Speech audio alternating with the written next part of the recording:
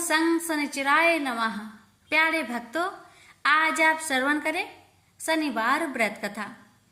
शनिवार के दिन व्रत करने से शनि ग्रह का दोष समाप्त हो जाता है। भविष्य में आने वाले शनि के प्रकोप से भी बचा जा सकता है। शनि की साधे साथी और धैया से छुटकारा मिलता है और बिगड़ा काम पूरा होता है। इससे नौकरी और व्यापार में सफलता तो मिलती ही है, साथ ही साथ सुख समृद्धि, मान सम्मान और धन यश की भी प्राप्ति होती है।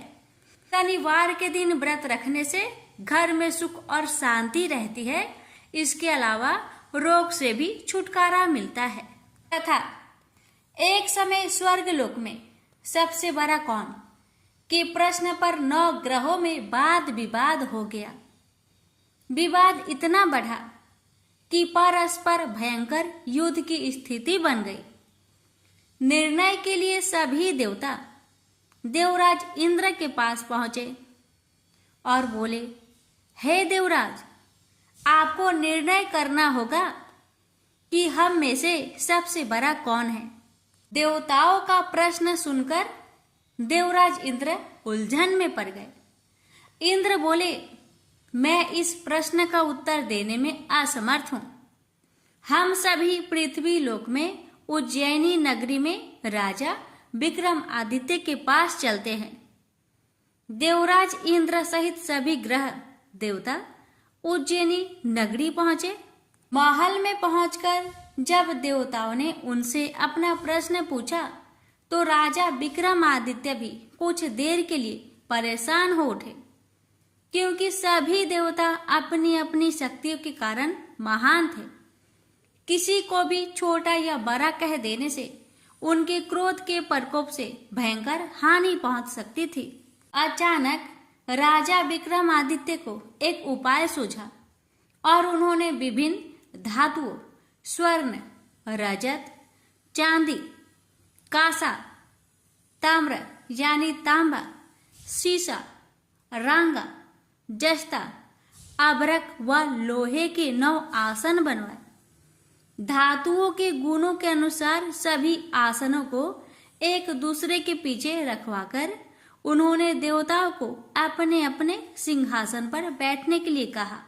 देवताओं के बैठने के बाद राजा विक्रमादित्य ने कहा, आपका निर्णय तो स्वयं हो गया। जो सबसे पहले सिंहासन पर विराजमान है वही सबसे बड़ा है।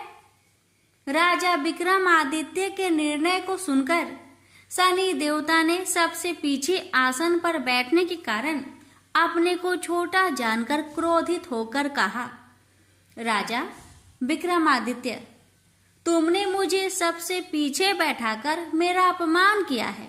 तुम मेरी शक्तियों से परिचित नहीं हो। मैं तुम्हारा सर्वनाश कर दूंगा।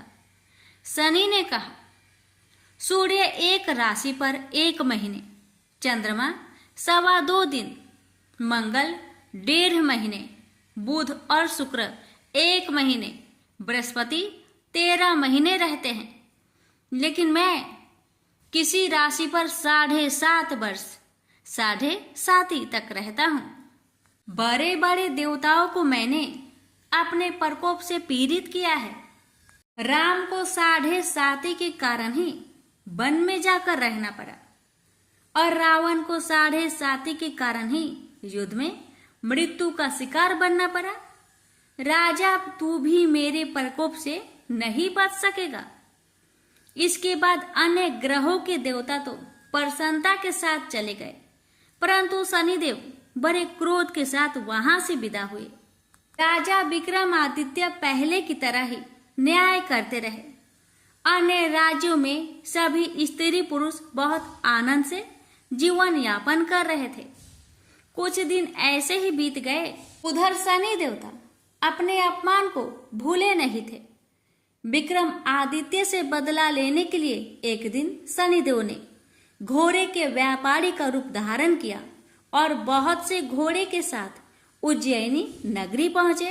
राजा विक्रमादित्य ने राज्य में किसी घोड़े के व्यापारी की आने के समाचार सुना तो अपने अश्वपाल को कुछ घोड़े खरीदने के लिए भेजा।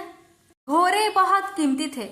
स्वपाल ने जब वापस लौटकर इस संबंध में बताया तो राजा विक्रमादित्य ने स्वयं आकर एक सुंदर व शक्तिशाली घोड़े को पसंद किया। घोड़े की चाल देखने के लिए राजा उस घोड़े पर सवार हुए तो वह घोड़ा बिजली की गति से दौड़ पड़ा। तेजी से दौड़ता घोड़ा राजा को दूर एक जंगल में ले गया और फिर राजा को वहां गिराकर जंगल में कहीं गायब हो गया। राजा अपने नगर को लौटने के लिए जंगल में भटकने लगा, लेकिन उन्हें लौटने का कोई रास्ता नहीं मिला। राजा को भूख प्यास लगाई। बहुत घूमने पर उसे एक चरवाहा मिला। राजा ने उससे पानी मांगा। पानी पीकर राजा ने उस चरवाहे को अपनी अंगूठी दे दी। फिर उससे रास्ता पूछकर वह जंगल से निकलकर पास के नगर में पहुंचा। राजा ने एक सेठ की दुकान पर बैठकर कुछ देर आराम किया। उस सेठ ने राजा से बातचीत की तो राजा ने उसे बताया कि मैं उज्जैनी नगरी से आया हूँ। राजा के कुछ देर दुकान पर बैठने से सेठ जी की बहुत बिक्री हुई। सेठ ने राजा को बहुत भाग्यवान समझा और खुश होकर उसे अपने घर भोजन के लिए ले गया। सेठ के घर में सोने का एक हार खूंटी पर लटका हुआ था। राजा को उस कमरे में छोड़कर सेठ कुछ देर के लिए बाहर गया। तभी एक आश्चर्यजनक घटना घटी। राजा के देखते देखते सोने के उस हार को खूंटी निकल गई। सेठ ने कमरे में लौटकर हार को गायब देखा तो चोरी का संदेह राजा पर ही किया, क्योंकि उस कमरे में राजा ही अकेला बैठा था। सेठ ने अपने नौकरों से कहा कि इस परदेसी को रस्सियों से बांधकर नगर के राजा के पास ले चलो। राजा ने विक्रमादित्य से हार के बारे में पूछा तो उसने बताया कि उसके देखते ही देखते खूंटी ने हार को निगल लिया था। इस पर राजा ने क्रोधित होकर चोरी करने के अपराध में विक्रमादित्य के हाथ पांव कटवाने का आदेश दे दिया। राजा विक्रमादित्य के हाथ पांव काटकर उसे नगर के सड़क पर छोड़ दिया गया। कुछ दिन बाद एक तेली उसे उठाकर अपने घर ले गया और उसे अपने कोल्हू पर बैठा दिया। राजा आवाज देकर बैलों को हाँकता रहता। इस तरह तेली का बैल चलता रहा और राजा को भोजन मिलता रहा। शनि के प्रकोप की 7.5 पूरी होने पर वर्षा ऋतु आरंभ हुई। राजा विक्रमादित्य एक रात मेघ मल्हार गा रहा था कि तभी नगर के राजा की लड़की राजकुमारी मोहिनी रथ पर सवार उस तेली के घर के पास से गुजरी। उसने मेघ मल्हार सुना तो उसे बहुत अच्छा लगा और दासी को भेजकर गाने वाले को बुला लाने को कहा। दासी ने लौटकर राजकुमारी को अपंग राजा के बारे में सब कुछ बता दिया। राजकुमारी उसके मेघ मल्हार से बहुत मोहित हुई, अतः उसने सब कुछ जानकर भी अपंग राजा से विवाह करने का निश्चय कर लिया। राजकुमारी ने अपने माता पिता से जब यह बात कही तो वे हैरान रह गए। रानी ने मोहिनी को समझाया, बेटी तेरे भाग्य में तो किसी राजा की रानी होना लिखा है, फिर तू उस अपंग से विवाह करके अपने पांव पर कुल्हाड़ी क्यों मार रही है। राजकुमारी ने अपनी जिद नहीं छोड़ी। अपनी जिद पूरी करने के लिए उसने भोजन करना छोड़ दिया और प्राण त्याग देने का निश्चय कर लिया। आखिर राजा रानी को विवश होकर अपंग विक्रमादित्य से राजकुमारी का विवाह करना पड़ा। विवाह के बाद राजा विक्रमादित्य और राजकुमारी तेली के घर में रहने लगे। उस रात स्वप्न में शनिदेव ने राजा से कहा, राजा तुमने मेरा प्रकोप देख लिया। मैंने तुम्हें अपने अपमान का दंड दिया है। राजा ने शनिदेव से क्षमा करने को कहा और प्रार्थना की, हे शनिदेव, आपने जितना दुख मुझे दिया है अन्य किसी को न देना। शनिदेव ने कुछ सोचकर कहा, राजा मैं तुम्हारी प्रार्थना स्वीकार करता हूँ। जो कोई स्त्री पुरुष मेरी पूजा करेगा, शनिवार को व्रत करके मेरी व्रत कथा सुनेगा, उस पर मेरी अनुकंपा बनी रहेगी। प्रातः काल राजा विक्रमादित्य की नींद खुली तो अपने हाथ पांव देखकर राजा को बहुत खुशी हुई। उसने मन ही मन शनिदेव को प्रणाम किया। राजकुमारी भी राजा के हाथ पांव सही सलामत देखकर आश्चर्य में डूब गई। राजा विक्रमादित्य ने अपना परिचय देते हुए शनिदेव के प्रकोप की सारी कहानी सुनाई। सेठ को जब इस बात का पता चला तो दौड़ता हुआ तेली के घर पहुंचा और राजा के चरणों में गिरकर क्षमा मांगने लगा।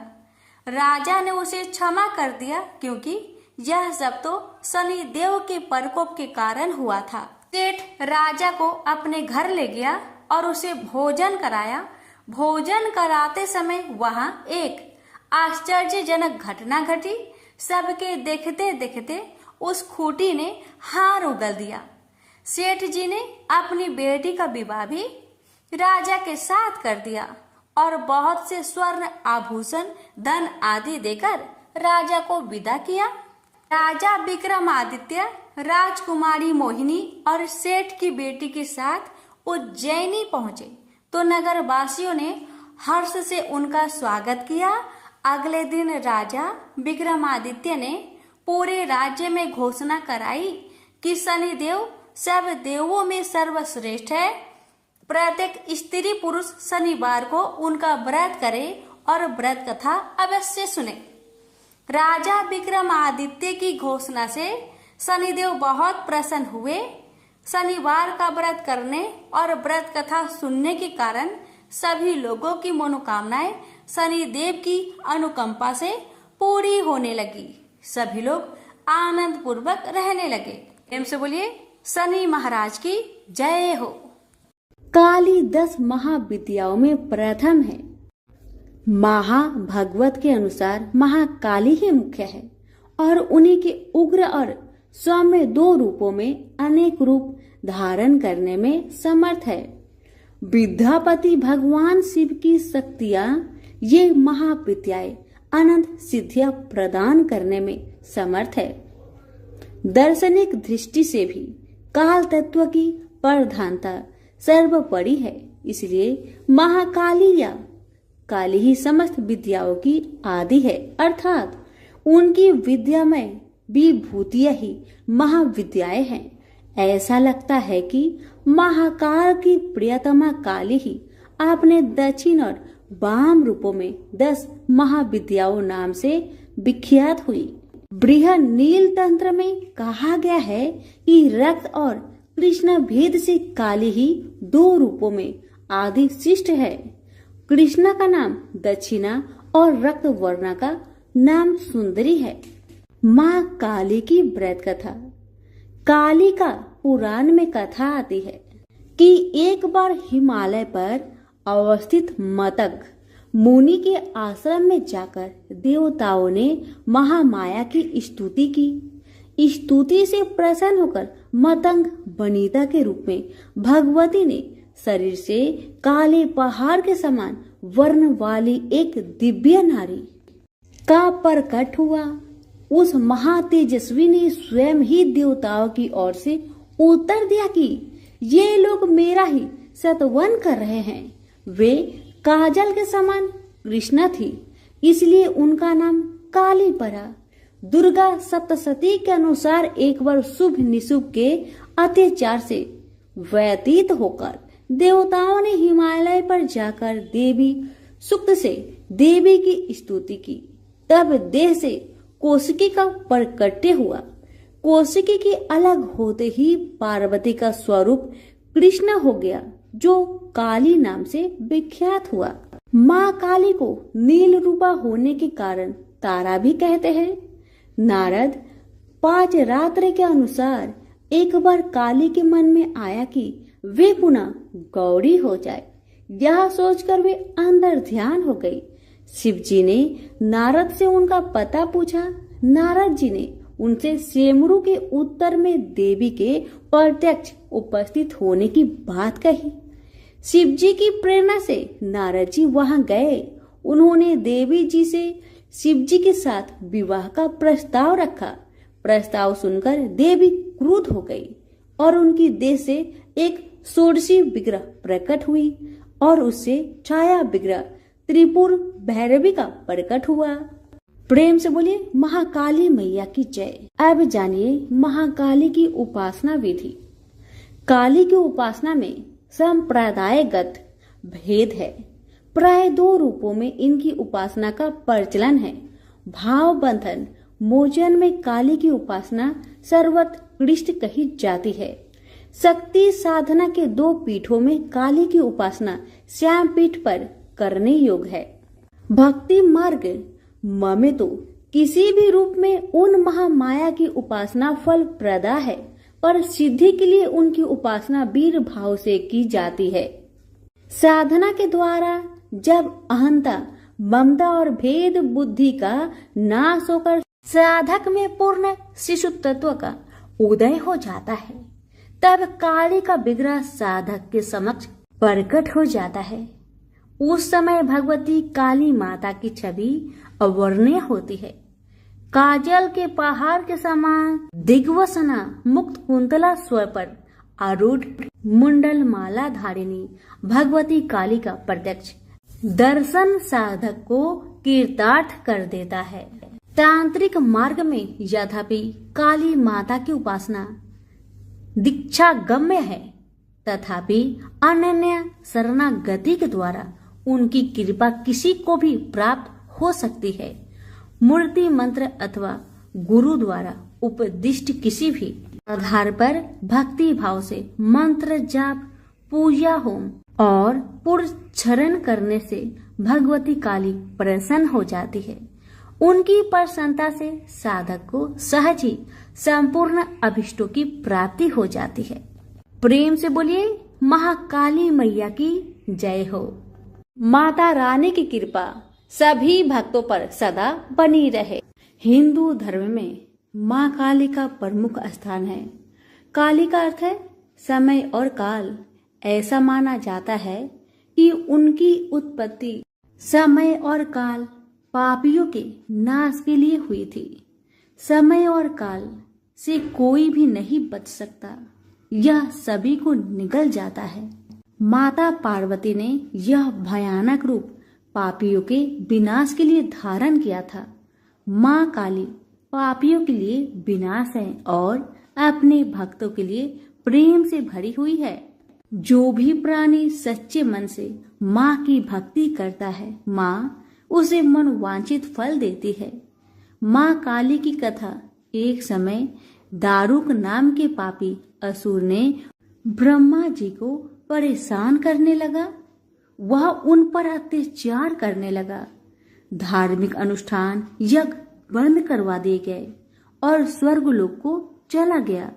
सभी देवता विचलित होकर ब्रह्मा जी और विष्णु जी के पास सहायता मांगने के लिए चले। ब्रह्मा जी ने बताया कि दारुक का नाश सिर्फ स्त्री के हाथों से हो सकता है।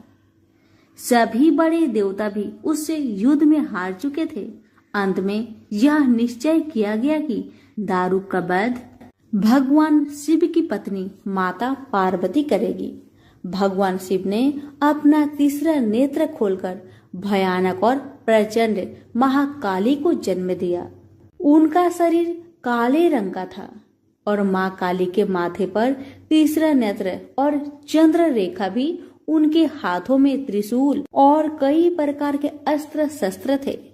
महाकाली के प्रचंड रूप को देखकर सभी देवता थर थर कांपने लगे और वहां से भागने लगे। युद्ध में दारुक महाकाली से पराजित हुआ और इस तरह उस दुष्ट का अंत हुआ। महाकाली के भयानक रूप से चारों तरफ अग्नि की भयानक लपटें उत्पन्न हो गई।